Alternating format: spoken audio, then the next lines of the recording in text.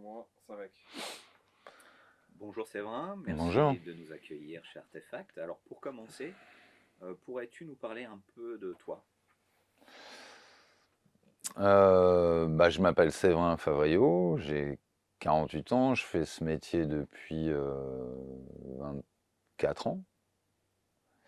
Et je suis arrivé, au début j'étais, on va dire, un musicien amateur.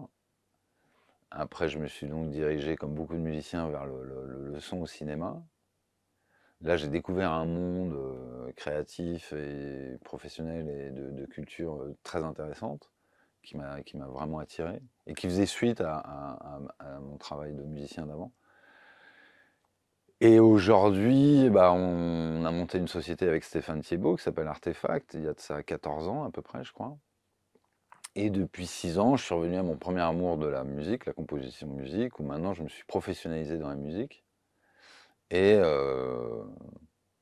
entrepreneur des studios, monteur son de profession, de formation, et maintenant musicien professionnel de musique de film.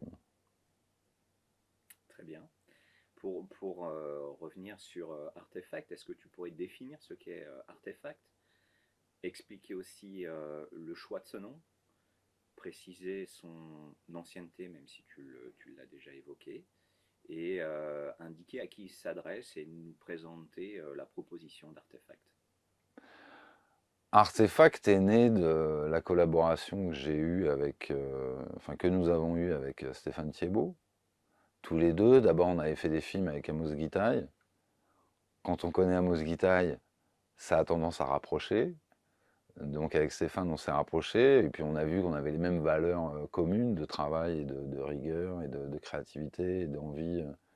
Et puis après on a découvert qu'on avait encore plus de valeurs communes. Et on a créé Artefact pour un souci de créativité pure. C'est-à-dire qu'on rentrait dans un système en France où, parce qu'avant on mixait que dans des grands studios, il n'y avait pas d'autres propositions, et donc on dépendait beaucoup de ces gros studios, et les gros studios, évidemment, il fallait aussi qu'ils fassent leur business, j'ai envie de dire, mais dans le côté positif, hein, des choses, mais qui du coup nous pressaient un peu comme des citrons au niveau des délais. Et du coup, on avait besoin de liberté, enfin, on avait besoin de temps. Et qui dit temps dit liberté aussi. Donc on avait besoin de plus de temps et de plus de liberté. Et donc nous avons créé cette petite société au début, qui était juste deux tréteaux, une table, et puis un environnement traité acoustiquement, mais qui nous correspondait assez bien. Et ça nous a permis de travailler chez nous assez vite, même si on n'avait pas encore les studios totalement... Enfin, c'était pas un studio, mais on pouvait commencer à chercher plein de choses et après les répercuter dans les grands studios. C'était surtout un souci de temps qu'on n'avait plus, qui était trop compressé. Et donc cette société nous a permis d'acquérir ça. Et depuis, avec Stéphane, on essaye de ne pas démordre de ça. Donc on choisit de ne pas grandir trop, parce qu'on ne veut pas, nous on n'est pas des prestataires, même si on l'est, et puis on adore accueillir des gens, et maintenant on a aussi rendu la structure, puisque Artefact détient 50% du capital de la petite cour a d'autres salles aussi. Donc maintenant on veut aussi accueillir des gens, mais c'est un peu schizophrénique dans le sens où on ne veut pas non plus être trop prestataire. Donc on essaye de garder une taille qui fait qu'on reste une société artisanale et familiale, et où d'abord va primer la créativité et le temps. Donc on essaye de ne pas presser trop les gens sur les tempos. Et je pense qu'ici, oui, c'est un peu petit, oui, c'est pas parfait, oui, mais techniquement c'est irréprochable, acoustiquement c'est irréprochable, et tout est fait pour l'acte créatif. Et le reste, bon, on essaye évidemment, il faut qu'on soit rentable, et il y a toutes ces choses-là, mais comme on a nos métiers à côté aussi, de monteur son, de compositeur, de mixeur et tout, euh, c'était plus, on ne veut pas perdre ça de vue. Et il y a 5 ans, je crois, ou 4 ans, on a fait rentrer au capital, enfin aux actions, Emeline Aldeguer, qui est quelqu'un qui nous suit depuis maintenant 7-8 ans, je pense, on a complètement formé, puisque Emeline a été recordeuse de studio avant, et maintenant elle est devenue une super monteuse son, je pense franchement une très très bonne monteuse son. Et vu son investissement, son travail et tout, on lui a donné 10% de la société, afin déjà d'avoir une présence féminine aussi avec nous, c'était plutôt bien, et d'essayer de créer une synergie. Et je pense que cette synergie prend et dure, maintenant ça fait 14 ans qu'on est là. La boîte est saine, on est petit, oui, mais tout le monde s'entend assez bien. Et voilà, c'est assez stable. On est Merci. content. Merci. Alors, dans le milieu, on vous connaît comme des professionnels du son, un domaine aux multiples facettes. Pourrais-tu nous expliquer plus en détail en quoi consiste ton travail au quotidien lorsque vous intervenez sur un film ou une série? Alors déjà, moi j'ai plein de casquettes différentes. Donc déjà, ça dépend sur quoi on m'appelle.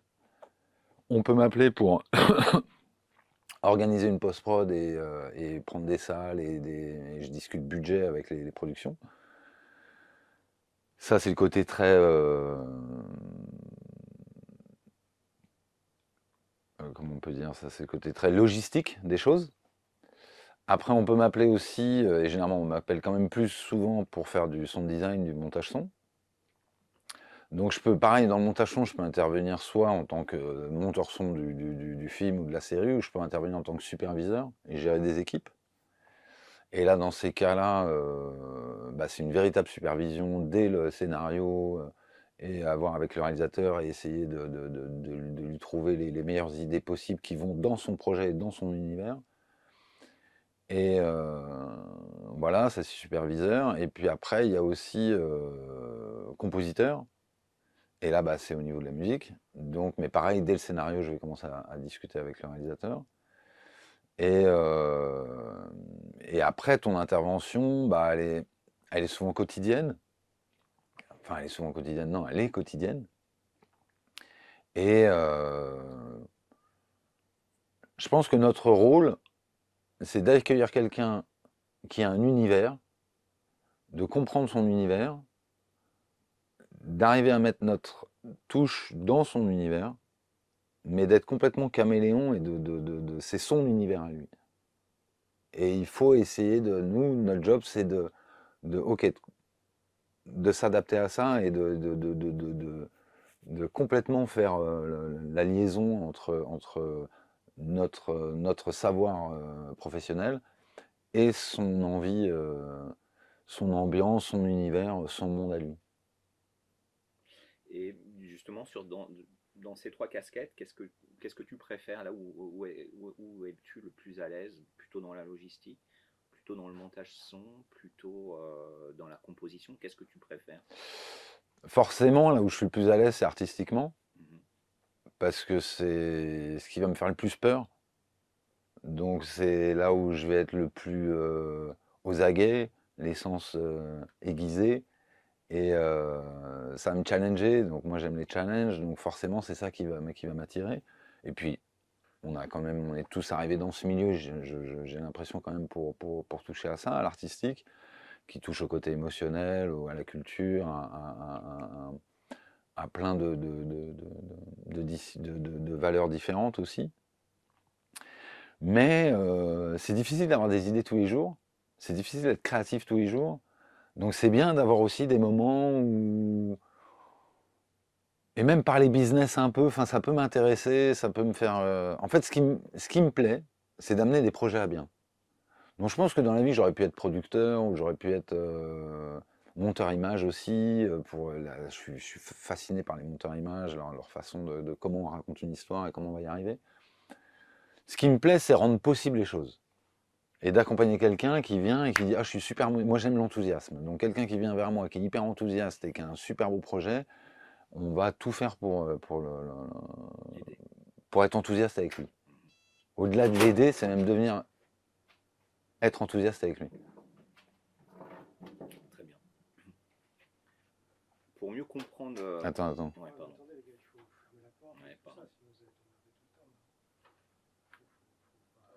Parce que là, la porte, je peux pas trop la bouger. Il y a le pied et ça va bouger un peu le fond. C'est vrai que c'est un peu con, il aurait fallu fermer la porte avant parce que. Parce que tu aurais été, même l'acoustique, hein, ça aurait été mieux. Bon, continuons. On continue. Pour mieux comprendre ton rôle sur un projet de fiction, prenons l'exemple de la série BRI, où tu as joué un rôle essentiel dans la création de la bande-son. Pourrais-tu nous dire quelle était ta contribution spécifique sur ce projet? C'est sûr que BRI, pour moi, c'est un peu un petit bébé.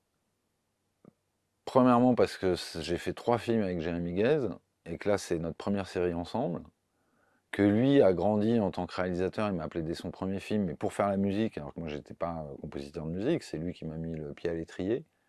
Donc, on a grandi ensemble, moi en tant que compositeur et lui en tant que réalisateur. Et BRI, c'est une série prestigieuse, Canal, création Canal, un budget conséquent, l'ambition, l'enthousiasme. Donc ça, c'était très excitant. Et ma contribution a été... et en plus, c'est mon petit bébé parce que j'ai composé la musique de BRI et en même temps, j'ai supervisé le montage son des monteurs son. L'idée avec Jérémy, c'était que je puisse avoir un avis artistique sur l'ensemble du son de la série. Et après, en plus, j'ai mixé avec Stéphane et Cyril Lyonnais. Et donc, ça a été une contribution assez vaste, en fait. Parce que d'abord, ça a commencé avec la musique, donc quel était l'univers musical. Et là, on s'est dirigé, j'ai trouvé très intéressant d'aller sur parce que j'ai cherché pendant quelques temps, c'est quoi Je pense qu'en son, il faut être raccord avec son histoire par rapport aux matières que tu vois à l'image et que tu dois entendre en son. Si tu as des éléments de l'ordre du métal, il va falloir que ta musique se ressente un peu comme ça aussi. Si tu es dans l'ordre du bois, il faut que ça se ressente aussi dans la musique. BRI, j'ai mis longtemps à essayer d'imaginer c'était quoi le quotidien de ces messieurs et qu'est-ce qui les entourait le plus. Et je me suis dit, bon, ils sont tout le temps dans des bagnoles, et puis ils ont tout le temps des armes, des trucs, et ils traînent dans des endroits parfois un peu abandonnés, parce qu'évidemment, là où on va se planquer, c'est souvent là où c'est un peu abandonné. Donc m'est arrivée l'idée du métal et d'utiliser plein de petites percussions qui étaient un peu comme eux avec les flingues, où dès qu'ils touchent quelque chose, ça clic, clic, clic, clic, clic, clic, clic, clic, et puis les portes de voiture, le vrombrissement de la voiture. Donc le vrombrissement de la voiture, pour moi, c'était un peu les notes de cuivre, comme ça, puis on y va. Il y a un côté aussi un peu guerrier, moyenâgeux. On y va tous ensemble, on est une équipe et on va en démordre. Et donc, il y avait cette chose de métal, et puis donc il y a toutes ces petites percussions qui viennent et qui rappellent tout le temps. Et c'est vrai que dès qu'on a une scène qui se passe dans un souterrain ou dans un lieu abandonné, tout de suite, je me suis dit, ah super, ça marche. Et en plus, ce qui était sympa aussi, c'est que je voulais créer des choses qui tendaient, mais avec des toutes petites, des petits sons aussi. Parce que je trouve que ce qui fait souvent le plus peur, c'est le calme et le silence, plutôt que les gros machins. Les gros machins, c'est très impressionnant quand on les prend comme ça, mais si on en met trop, au bout d'un moment, ça devient un effet négatif. Alors que le silence aussi, c'est la prédation. Parce que moi, dans mon montage son et même comment j'aborde la musique maintenant, puisque ma formation musicale, maintenant, elle dépend énormément de mes 25 ans de sound design et de montage son. Donc l'idée, c'était, en tant que monteur son, je me suis toujours intéressé aux origines du son pour l'humain. Et j'en suis venu à l'idée que l'oreille était quand même le sens qui te permet peut-être vraiment de survivre. Parce que on voit tous les animaux, tout de suite, c'est dès qu'il y a une brindille, et c'est l'oreille qui tac comme ça. Et c'est toujours le son, parce que la vision, elle est assez fermée comme ça. Le son, il est beaucoup tridimensionnel, tout le temps. Et donc, c'est le son qui te dit s'il y a un prédateur ou pas, s'il y a un danger ou pas, ce que tu vois pas. Et ça m'a. Et je pense, j'essaye souvent de m'imaginer un peu comme une petite antilope en pleine jungle, en train de flipper. Et moins t'as de son, plus t'es vulnérable. Parce que moins t'as de son, plus t'es seul. Si t'es dans une ville à 4 heures de l'après-midi, il y a plein de bruit, Il y aura des flics pas loin, il y aura quelqu'un pour te sauver. Alors que si tu es la nuit seul chez toi et que tu commences à entendre une goutte d'eau, ça veut dire que si ça te permet d'entendre une goutte d'eau, ça veut dire que tout le monde dort. C'est-à-dire que tu n'es pas entouré. Donc là, ton cerveau, il se dit, ok, je suis pas entouré, je suis on my own, tu vois, un peu tout seul. Oh, ça, tu l'enlèves, l'anglais, le franglais, surtout pas. Je suis un peu tout seul face aux éléments. Comment je vais me démerder? Et c'est là où, ça, j'ai découvert ça vachement avec Grave, avec Julia Ducournau et les films un peu de genre que j'ai fait, qui était qu'en fait, plus c'est silencieux, plus tu es vulnérable. Et ça, je trouve que c'est une donnée qui est très très importante. Et donc, j'ai voulu, dans BRI, toutes ces petites percussions, ces moments, machin, tous ces petits trucs, parce que pour moi, quand tu entends ça, c'est que, ah, ça veut dire que si je suis capable d'entendre ça, c'est qu'il n'y a pas grand monde avec moi.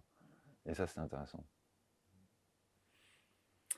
Le scénariste et réalisateur Jérôme Guez, Jérémy Guez. Jérémy Guez, excuse-moi, t'a-t-il orienté dans ses attentes ou t'a-t-il laissé une totale liberté de création?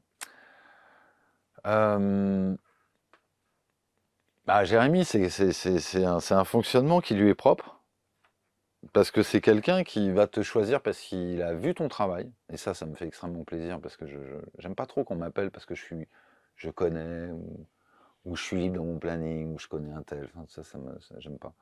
Par contre, quand on m'appelle et qu'on me dit ah, j'ai vu tes films, j'ai vu ça et ça, et ça me plaît parce que comment tu racontes ça et ça pour moi c'est le meilleur des compliments, c'est le vrai truc en fait. Et Jérémy, il a eu cette démarche-là. Et en plus, il m'a même demandé de faire la musique parce qu'il avait écouté mes sons de design qui devenaient tellement musicaux, il m'a dit non mais en fait, tu dois faire ça. Et c'est lui qui m'a montré le chemin. Donc ça, j'ai un grand merci.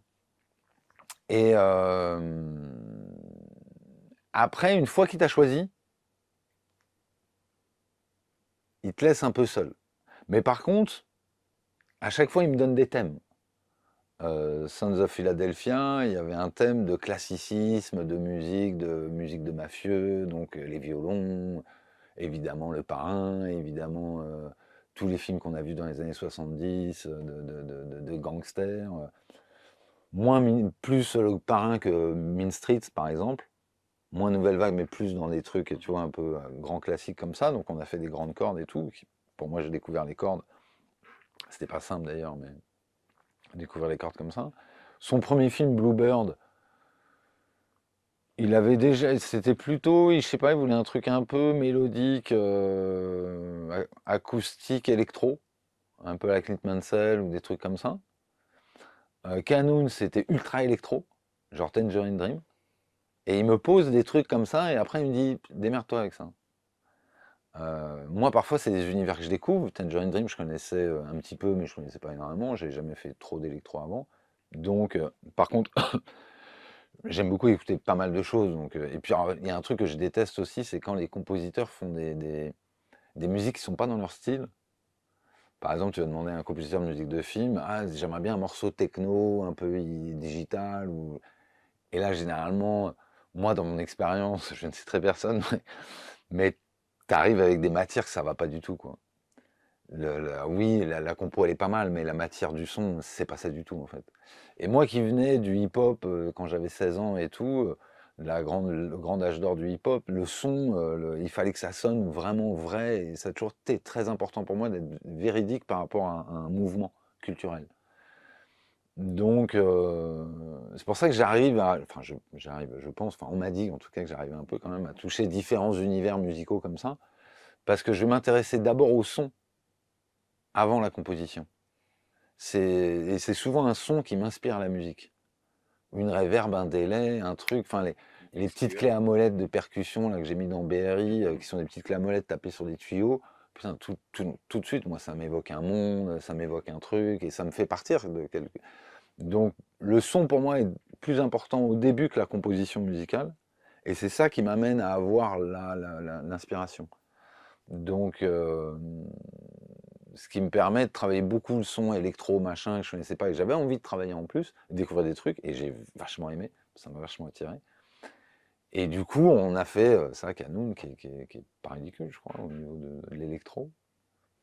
Enfin, j'ai demandé à des amis qui connaissaient un peu, ils m'ont dit non, ça va, c'est bien. Voilà. Ah oui, un truc important, c'est que je pense que évidemment, t'as les envies du réalisateur qui va te dire des choses et qui va te guider et tout, mais avant ça, t'as quand même, bon, sauf si tu travailles au scénario, ce que je fais beaucoup aussi, mais l'image du réalisateur et son image, enfin, pardon, l'image du réalisateur et sa mise en scène te donnent énormément d'informations avant même que le réalisateur te parle. Et déjà, as déjà fait 70% du chemin.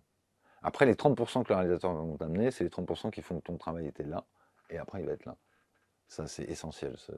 Mais le film, le boss, c'est le film, hein, au-delà du réalisateur, au-delà de tout. Parfois, le réalisateur, parfois, on est dépassé, on voulait faire quelque chose sur un film, et on s'acharne, et ça marche pas. Et au bout d'un moment, quand on change de braquet, ça va beaucoup mieux.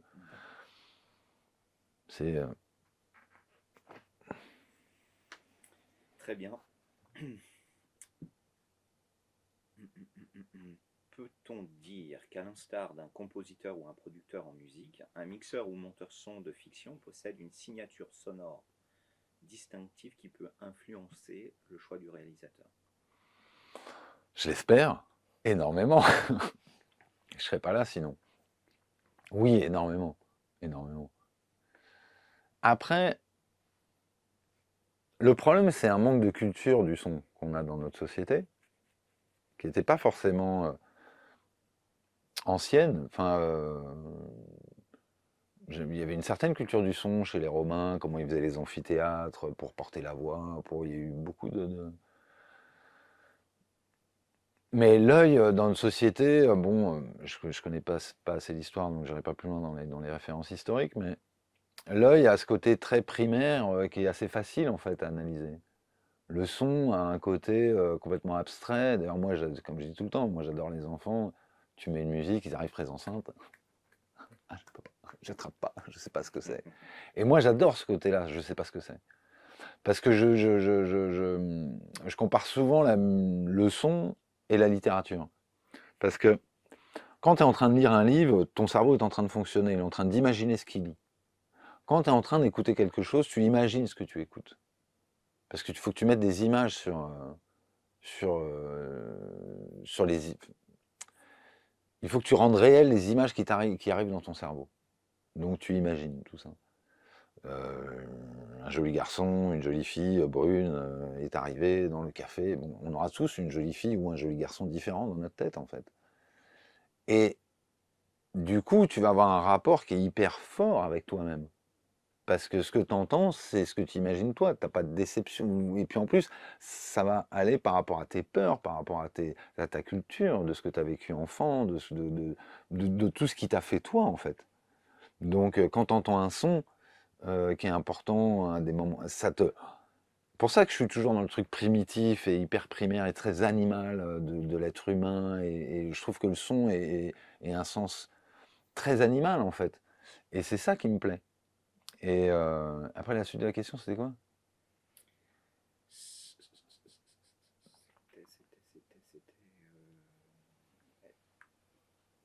Est-ce que ça peut influencer le choix du réalisateur? Ouais, donc par rapport à ta culture, à tout ça, le son, comment tu le reçois, c'est aussi comment toi tu vas l'exprimer. Et je pense que... Et ce qui est difficile, c'est que comme le son, c'est un sens qui est assez mis, moi je trouve, trop de côté, on n'accorde pas d'importance. Alors les gens, ils sont tout le temps là. Ah, j'ai vu le film, c'était génial, alors, j'ai eu des sensations. Alors quand j'explique mon métier, les gens comprennent jamais vraiment ce que c'est que mon métier. Et dès que je leur explique, ils me font: ah ben je suis retourné au cinéma, j'ai écouté, j'ai entendu, c'est ah ouais, là ça m'a fait un truc. Alors ce qui est important, c'est pas qu'on reconnaisse que, parce qu'évidemment, à partir du moment où on se dit ah tiens, c'est tel chef-op qui a fait telle image, on reconnaît le style, c'est tel. Ça veut dire qu'il y a un truc qui va pas dans le film en fait. Parce que le film, moi, je sais pas, mais moi, il m'emporte. Et si je suis pas emporté, c'est que si je commence à analyser le truc, c'est que ça va pas. Par contre, je peux le regarder une deuxième fois et là, je commence à analyser, à me dire, ok, pourquoi ça m'a créé telle sensation, tel truc. Et on voit bien que bah, tel mixeur, la façon dont il va avoir de mixer les paroles, la façon est-ce qu'il va vouloir des choses très larges. Moi, je trouve que Stéphane est un super mixeur parce que Stéphane est un mixeur qui laisse de la liberté dans son mix. Alors, on a des mixeurs qui sont très calibrés et tout. Il y en a certains que je connais et que j'adore, et j'adore leur métier, et des magnifiques personnes et tout ça. Et vraiment, je suis très admiratif d'eux. Mais je suis très admiratif de Stéphane qui laisse cette liberté parfois un peu punky dans son mix, Ce qui fait que ça va vivre beaucoup et je trouve qu'on va avoir plus de sensations. Et j'aime bien le côté... pour que les choses existent, il faut qu'elles aient des aspérités, faut qu'il y ait Si c'est trop parfait, ça va pas. C'est comme un plat ou comme un... Si c'est trop parfait, c'est... Je sais pas, il faut qu'il y ait un petit truc un peu... il faut un peu de peps dans les choses. Et donc, je trouve que Stéphane a un style de mix qui est vraiment... Et puis, il y a aussi, au-delà de la signature sonore, il y a aussi quelle est la relation dans un Audi avec le réalisateur. Parce que ce moment où on va tous se réunir pour finir un film ou créer une bande son, il n'est pas que important parce que toi tu sais très bien monter des orages ou des pluies ou très bien composer la musique ou pas, c'est pas ça.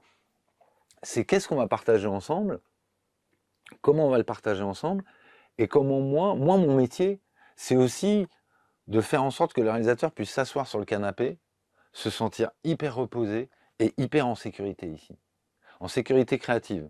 C'est-à-dire qu'il sait ici que on va peut-être pas y arriver aujourd'hui, mais on va travailler. Et moi, je crois au travail. Il n'y a que le travail auquel je crois. Le talent, c'est bien, mais le talent, ça te permet d'abord, tu fais une marche avec le talent, mais tu fais pas toutes les autres marches après, c'est pas possible. Donc, et d'où l'idée, je reviens à mon idée principale d'Artefact, qui était de créer du temps et tout ça.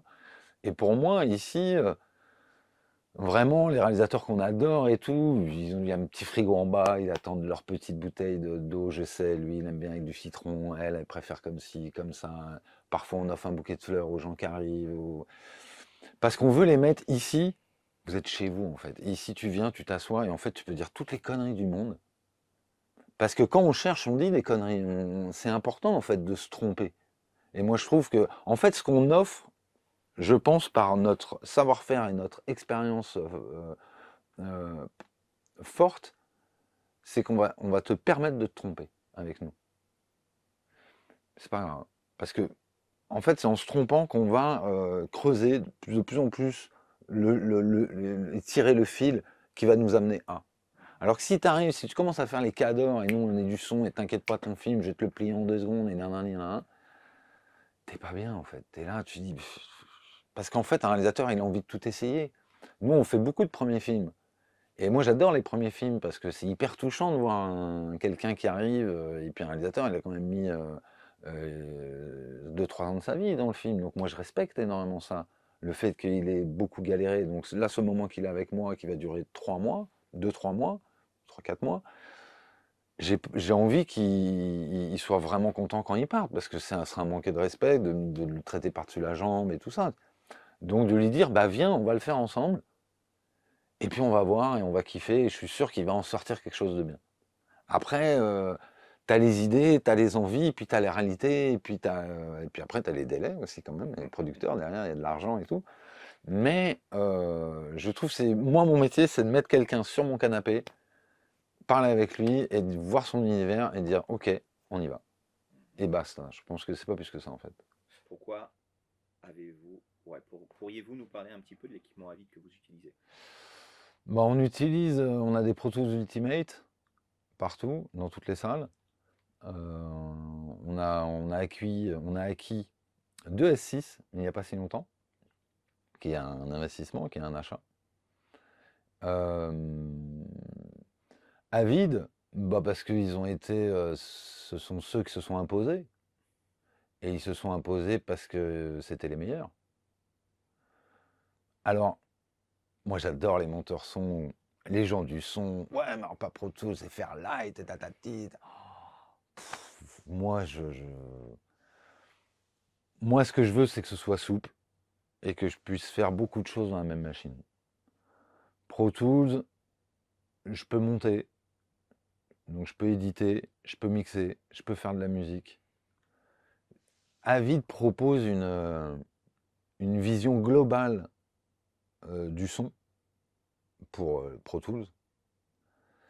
Et même, j'ai même une vision globale de la post-production en fait. Ce qui fait qu'il y a une logique à ça. Et je pense que c'est là-dessus qu'ils ont été très forts.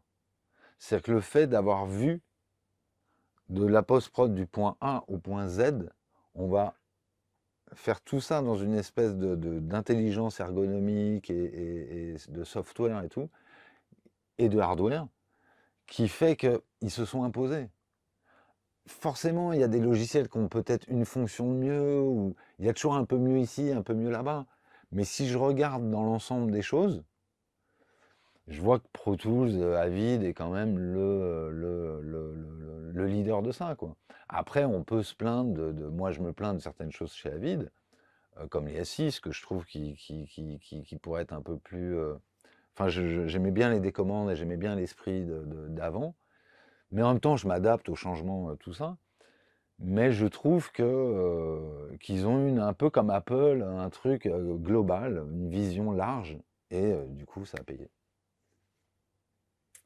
Merci.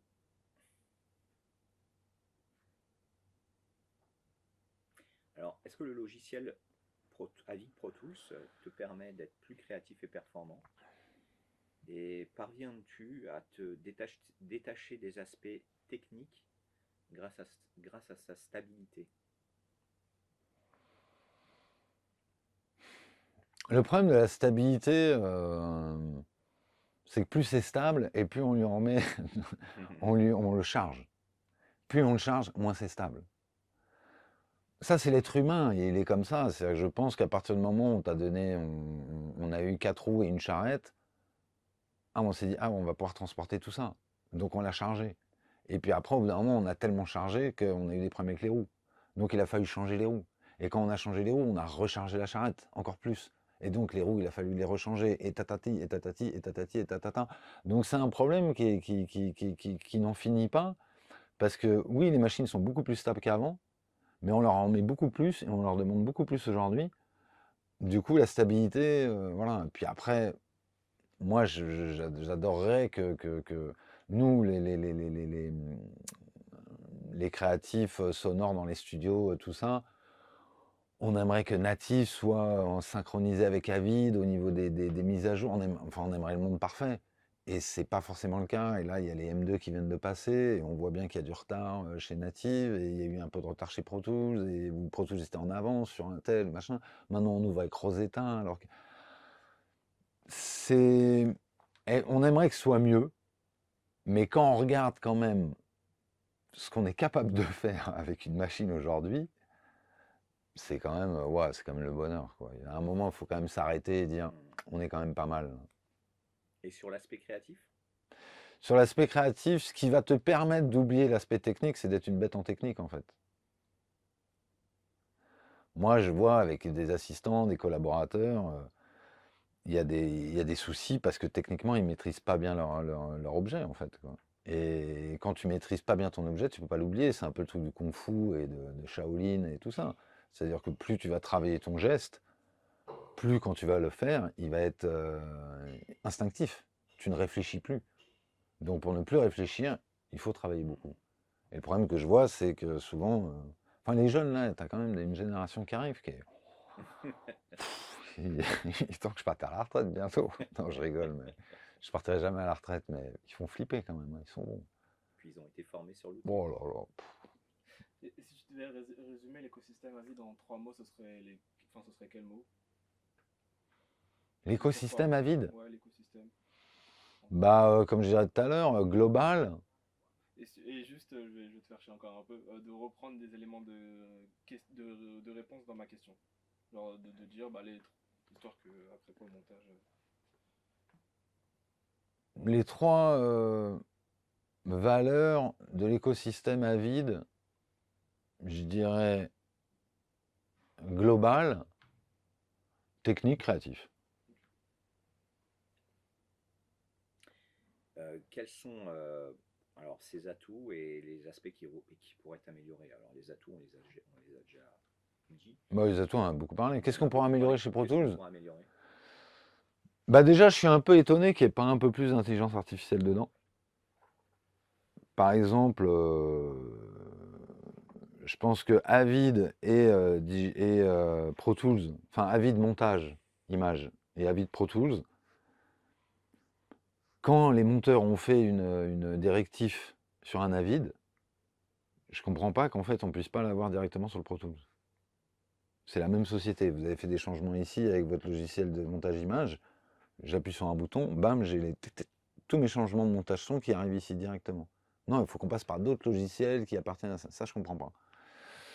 Je pense que parfois, il y a des tâches qu'on fait qui pourraient être simplifiées. Des tâches un peu comme les stems, par exemple. On pourrait imaginer que si je me prends la tête à lui dire tel stem, tel truc, tel bidule, tel machin, voilà mes pistes de nappe, mes pistes de percussif, mes pistes voilà, tac, tac, et je vois que tu stems ça et que tu me le fais sur tous mes projets. Parce qu'aujourd'hui, avec l'intelligence artificielle, on peut dire que c'est assez simple en fait de faire ça quand même. Je pense que par exemple, il y a un truc qui est assez bête, je trouve, dans Pro Tools. Et ça, j'ai découvert ça depuis que je fais de la musique, parce qu'en plus, maintenant, j'utilise le MIDI. Donc ça, j'en ai pas parlé, mais le MIDI chez Pro Tools, c'était quelque chose qui était très en retard avant. Là, ils ont rattrapé le retard. C'est très, très puissant aujourd'hui. Et en plus, le rapport à l'image, c'est-à-dire que tu peux bouger ton image, tu peux bouger ton grid, tu peux bouger tout ton truc. Enfin, techniquement, c'est assez incroyable. Donc ça, c'est super. Par contre, entre ton Edit Window et ton MIDI Editor, là, tu as des outils qui sont curseur trim main. Là, tu as des outils qui sont curseur trim main. Quand tu es là et quand tu es là, c'est pas les mêmes. Et ça m'enchèvre. Parce que quand tu travailles là, toi, t'attaques, t'es en curseur, machin, t'as pris ta main, tu t'arrives ici, tu crois que t'as encore ton curseur ta main. Et en plus, il te l'affiche que tu l'as. Mais simplement, quand tu cliques, bam, il te met le tools qui était là avant. Et qui est peut-être un trim. Donc à chaque fois, tu fais l'erreur et il faut que tu fasses pomme Z pour revenir. Parce qu'en fait, il faut que tu cliques sur la fenêtre avant de pouvoir utiliser l'outil. Et ça rend fou. Et j'ai écrit une lettre à vide. Et ils m'ont répondu des idioties terribles. C'est-à-dire qu'ils n'avaient pas compris ils ont pas compris ma question. Donc il faut que je reprenne du temps pour leur expliquer. Mais ça, c'est terrible, je trouve.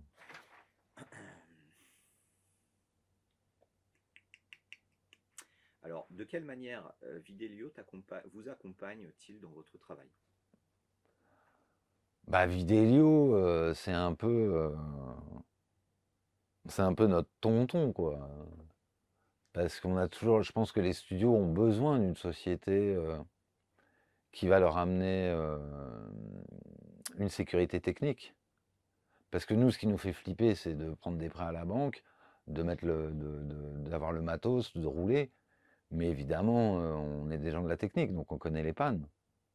Et puis il faut nous assister, c'est-à-dire nous on est monteur son, moi je suis, enfin Stéphane il est mixeur son, plus il fait la société avec moi, il s'occupe de plein de trucs, moi je m'occupe aussi de plein de choses. Il nous faut quelqu'un qui nous dit, les gars, vous avez fait vos studios, vous avez fait votre job, machin, ok, on arrive avec les cartons, on les déballe, on fait tout, c'est en place, dans 24 heures ça marche. C'est-à-dire que ce que j'attends, ce qu'un réalisateur va attendre de moi, c'est-à-dire que je lui dise t'inquiète pas, le bâton on va l'amener à bon port et maintenant tu peux te détendre, c'est exactement ce que j'attends d'une société comme Vidélio. Et ce que m'apporte Vidélio, c'est de me dire c'est vrai, t'inquiète pas de souci, on va te faire ça c'est pas possible, il va falloir tant de temps.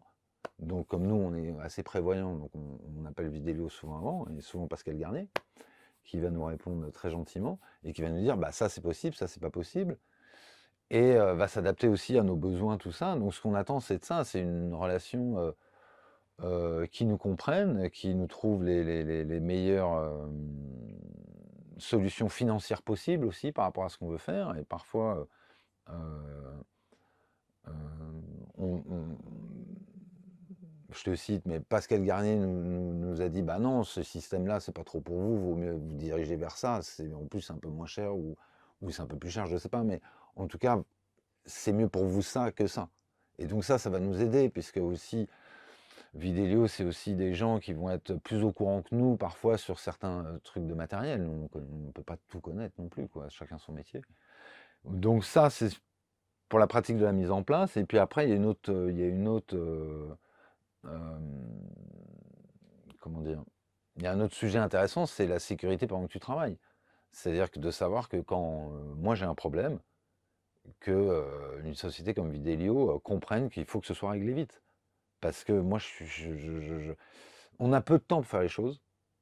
Donc, le temps, tu vois, je parle souvent du temps, mais comme on a peu de temps pour faire des choses, on a peu de temps pour en perdre. Et je préfère perdre sur des choses créatives que sur les trucs techniques. Et là-dessus, Vidéo a toujours répondu vite, jamais assez vite pour nous, parce qu'évidemment, nous, on est dans le studio, on aimerait que ce soit pam, tout de suite, j'ai appelé quelqu'un ici, évidemment, mais au final, non, une véritable sécurité et puis un truc qui te rassure. Très bien, très bien, très bien. J'ai pas trop critiqué vidéo. Quels sont les points forts de ces équipes? On a parlé déjà. Mais... Point fort de ces équipes, ils sont jeunes, ils sont dynamiques, ils sont rigoureux, ils sont hyper sympas. Et puis ils ont beaucoup de connaissances, enfin ils savent de quoi ils parlent, quoi. Moi, à chaque fois qu'ils arrivent, je suis.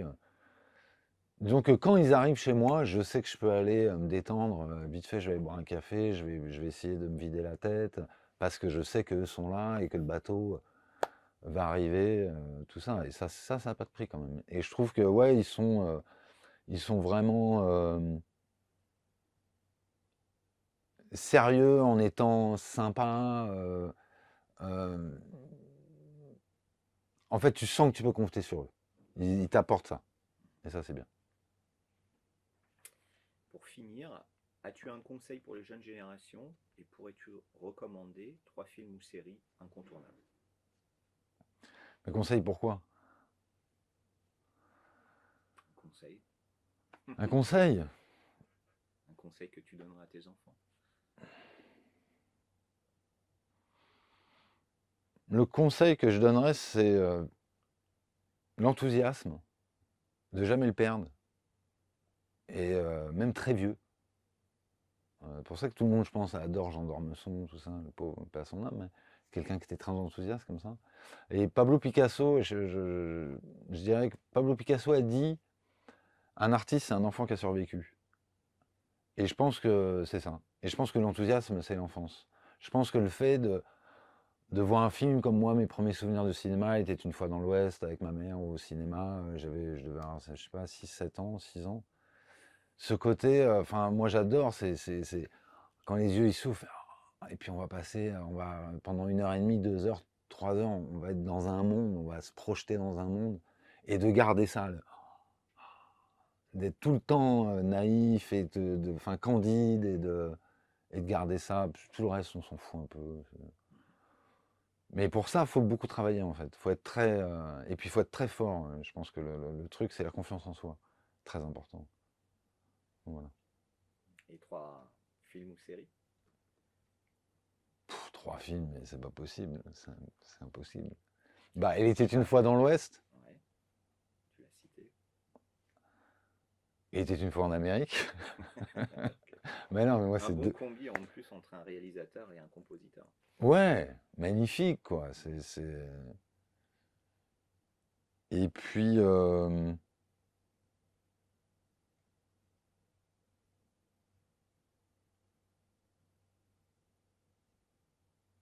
Une série peut-être?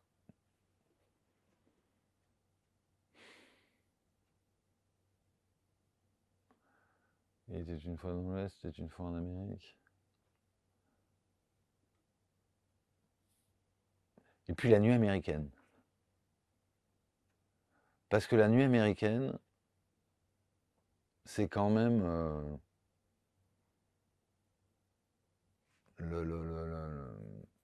Enfin, moi, j'avais envie de faire ce métier pour ça. J'ai découvert le film après, hein. Pas quand j'ai décidé de faire du cinéma, mais une maison, une bande de potes, ou pas de potes, enfin des gens qui ont un projet artistique et qui veulent le réaliser ensemble, et coûte que coûte, et quoi qu'il se passe, et avec les galères, parce que les galères c'est sympa, faut arrêter, c'est la vie, quoi. Et voilà, ça je trouve ça super. Merci. Et une dernière question. Yes. Parce que moi, pour info, il y a une caméra qui a lâché, qui est en surchauffe. Mais ça, le son continue, enfin, le son, G-Rex, je pourrais récupérer ici, il y a juste cette caméra qui est en. Très bien, bah, ça suffira.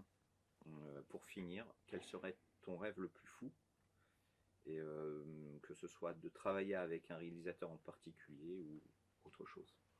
Mon rêve le plus fou professionnel? Mhm. Bah déjà, je viens d'en réaliser un, qui est d'avoir fait Pedro Paramo avec Rodrigo Prieto. Rodrigo Prieto, il n'est pas très connu, c'est son premier film, il n'est pas très connu, sauf que c'est le plus grand chef-op au monde, puisque c'est le chef-op de Barbie, c'est le chef-op des 5 derniers Scorsese.